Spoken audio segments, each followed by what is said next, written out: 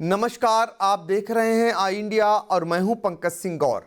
और आई इंडिया पर आ रही इस वक्त की बड़ी खबर आपको बता दें कि उत्तर प्रदेश में लोकल बॉडी एमएलसी पदों के होने वाले चुनाव बढ़ा दिए गए हैं। 1 माह के लिए चुनावों को बढ़ाए जाने की घोषणा कर दी गई है।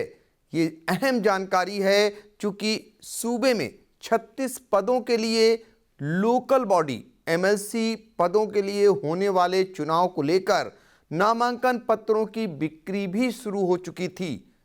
2 चरणों में चुनाव का कार्यक्रम जारी होने के बाद सीतापुर में नामांकन पत्रों की बिक्री शुरू हो गई थी और 3 निर्दलीय प्रत्याशियों ने नामांकन पत्र भी खरीद लिए थे। इस बीच बड़ी खबर आ रही है कि लोकल बॉडी एमएलसी पदों पर होने वाले चुनावों को 1 माह के लिए टाल दिया है। इससे खासकर विपक्षी दलों ने बड़ी राहत की सांस ली है।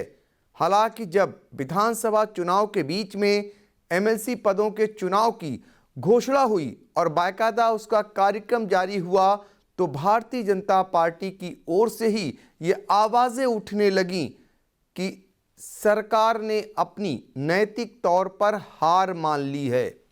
इसका खराब असर भाजपा सरकार पर पड़ना शुरू हुआ और आखिर में 1 माह के लिए चुनाव कार्यक्रमों को बढ़ा दिया गया है। यह भी आपको बता दें कि अभी तक जो मतदाता सूची थी वो भी तैयार नहीं हो सकी थी और विधानसभा चुनाव के बीच एमएलसी चुनाव पदों पर जो तैयारियां हो रही थीं उसको लेकर जो निर्वाचन से जुड़े अधिकारी थे वो भी एक समान हाथ खड़े करने लगे थे। सीतापुर में आलम यह था कि 3 नामांकन पत्रों की खरीद भी हो गई थी। जो पूर्व में घोषित हुआ कार्यक्रम है उसके मुताबिक अगर बात करें तो 2 चरणों में उत्तर प्रदेश में चुनाव होने थे, जिनमें 3 मार्च को मतदान होना था और 7 मार्च को, और जो नतीजे आने थे वो जो है 12 मार्च को आने थे। यानी चुनाव और एमएलसी चुनाव के नतीजों के साथ ही इससे पहले विधानसभा के भी चुनाव नतीजे आ जाते। यानी विधानसभा के जो चुनाव हो रहे हैं वो उनके नतीजे 10 मार्च को आने हैं और ये चुनाव उसी बीच में हो जाते। लेकिन अब ये चुनाव 1 माह के लिए बढ़ा दिए गए हैं। यानी उच्च सदन के लिए जो चुनाव होना है वो अभी नई आने वाली सरकार जिसकी भी बनेगी उसके रहते ये चुनाव कराए जाएंगे।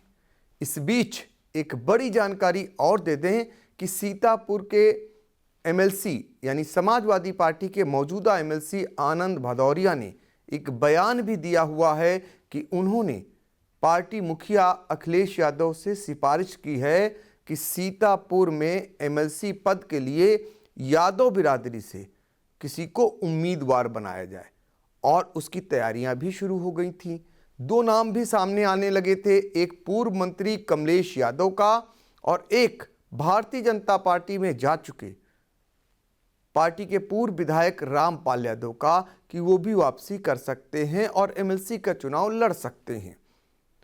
अब जब 1 माह के लिए बढ़ गया, आने वाले समय में सरकार किसकी बनेगी इस पर बहुत कुछ निर्भर करेगा। और सबसे बड़ी राहत विपक्षी दलों ने इस बात की महसूस की है कि आने वाले सरकार के बाद ये तय हो जाएगा जिसकी सरकार होगी उसका करीब करीब एमएलसी बनेगा। अब जो नया कार्यक्रम जारी हुआ है उसके मुताबिक भी आपको बता दें, अब 15 मार्च से नामांकन प्रक्रिया शुरू होगी और 9 अप्रैल को मतदान होगा और 12 अप्रैल को नतीजे आएंगे। जो पिछला कार्यक्रम हुआ था उसके मुताबिक 12 मार्च को नतीजे आने थे, अब 12 अप्रैल को नतीजे आएंगे। और यानी विधानसभा चुनाव की संपूर्ण प्रक्रिया तब तक खत्म हो चुकी होगी। 10 मार्च को नतीजे आने के बाद 15 मार्च से नामांकन की प्रक्रिया को रखा गया है एमएलसी पदों के चुनाव के लिए और 1 माह बाद यानी ठीक 12 अप्रैल को नतीजे आएंगे। तो बड़ी राहत है इस बीच, चूँकि सीतापुर समेत कई जनपदों में चुनाव की तैयारियों के साथ चुनाव कि जो नामांकन पत्रों की बिक्री थी वो भी शुरू हो गई थी। अब वो सब कुछ ठंडे बस्ते में चली गई है और विपक्षी दलों ने राहत की सांस महसूस की है। अब हर कोई ये इंतजार करेगा कि जिसकी सरकार बनेगी उसकी लाठी गड़ेगी और उसका एमएलसी निर्वाचित होगा।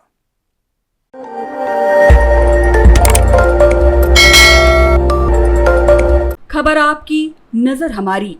देखते रहिए आई इंडिया।